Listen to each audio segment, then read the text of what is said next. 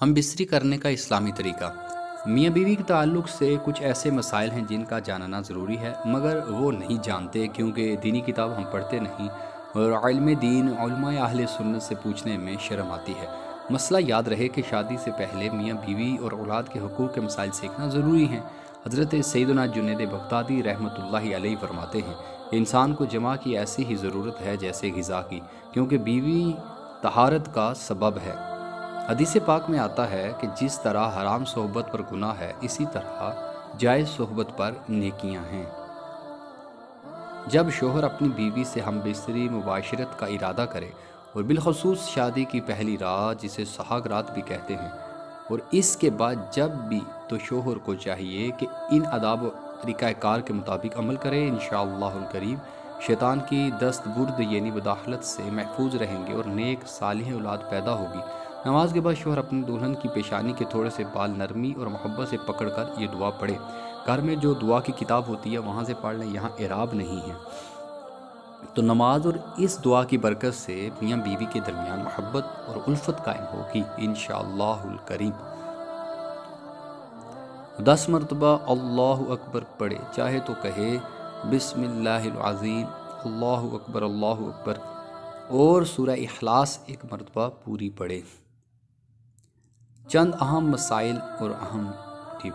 کمرے میں zero power کے بلب کا اہتمام ضرور کریں، اور اگر کپڑے بالکل اتار کر ہم بستری کرنا ہے تو ایک بڑی چادر دوران ہم بستری اپنے اوپر اوڑھ لیں تاکہ پردہ پوشی ہو سکے۔ بالکل ننگے ہو کر ہم بستری کرنا گدھا گدھی کی طرح جفتی کرنا کہلائے گا، جو کہ شریعت کے نزدیک ناپسندیدہ عمل ہے۔ نمبر 4، ہم بستری کے وقت بسم اللہ شریف پڑھنا سنت ہے، اور یہ دعا پڑھ لے۔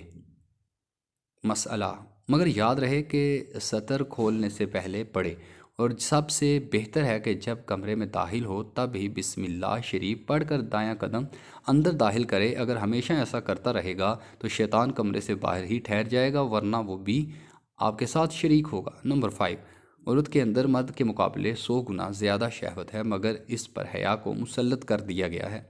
تو اگر مرد جلدی فارغ ہو جائے تو فوراً اپنی بیوی سے جدا نہ ہو، بلکہ کچھ دیر ٹھہرے پھر الگ ہو۔ نمبر 6، جماع کے وقت کسی اور کا تصور کرنا بھی زنا ہے اور سخت گناہ ہے، استغفر اللہ۔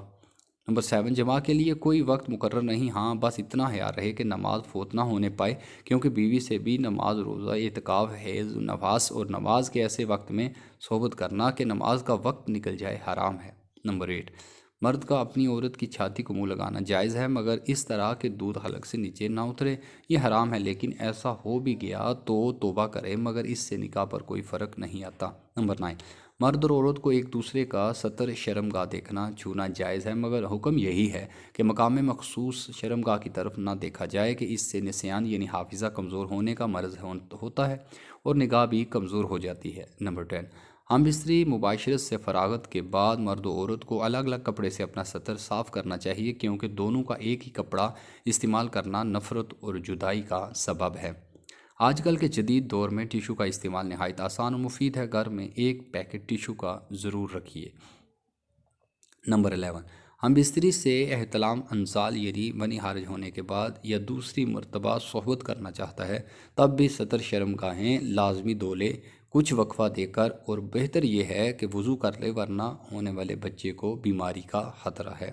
نمبر 12، جماع کے وقت لڑکے کی پیدائش کا ارادہ ہے تو عورت کو فوراً دائیں پہلو کروٹ لیٹنے کا حکم دے کہ اگر نطفہ قرار پا گیا تو انشاءاللہ لڑکا ہی ہوگا، اور اگر لڑکی کی پیدائش کا ارادہ ہے تو عورت کو بائیں پہلو کروٹ کا کہیں، اور عورت فوراً بائیں کروٹ لے لے اور کچھ دیر لیٹی رہے تو انشاءاللہ لڑکی پیدا ہوگی، اور اگر اولاد کے حصول کا ارادہ نہیں تو مباشرت میں انزال کے فوراً بعد عورت سیدھی کھڑی ہو جائے۔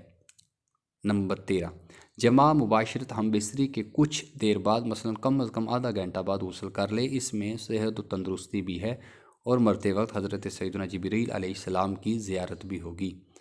نمبر 14، جماع کے فوراً بعد پانی پینا صحت کے لیے مفید نہیں، لہٰذا کچھ وقفے کے بعد پانی پی سکتے ہیں۔ نمبر 15، طبیب کہتے ہیں کہ ہفتے میں 2 بار سے زیادہ صحبت کرنا ہلاکت کا باعث ہے، شیر کے بارے میں آتا ہے کہ وہ اپنی مادہ سے سال میں ایک مرتبہ ہی جمع کرتا ہے اور اس کے بعد اس پر اتنی کمزوری لاحق ہو جاتی ہے کہ اگلے 48 گھنٹے تک وہ چلنے پھرنے کے قابل بھی نہیں رہتا، اور 48 گھنٹے کے بعد جب وہ اٹھتا ہے تب بھی لڑکھڑاتا ہے۔ نمبر 16، عورت سے حیض کی حالت میں صحبت کرنا جائز نہیں، اگرچہ شادی کی پہلی رات ہی کیوں نہ ہو، اور اگر اس کو جائز جانے جب تو کافر ہو جائے گا۔ یوں ہی اس کے پیچھے کے مقام میں صحبت کرنا بھی سخت حرام ہے۔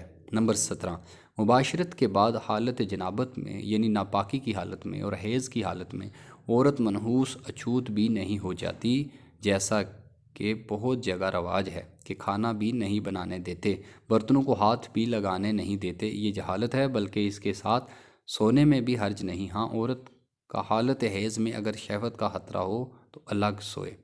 18، قیامت کے دن سب سے بدتر مرد اور عورت وہ ہوں گے جو اپنی راز پردے کی باتیں اپنے دوستوں کو سناتے ہیں۔ نمبر 19، عورت سے جدا رہنے کی مدت 4 مہینے ہے، اس سے زیادہ دور رہنا منع ہے۔ نمبر 20، جو بچہ سمجھدار ہو اس کے سامنے صحبت کرنا مکروہ ہے۔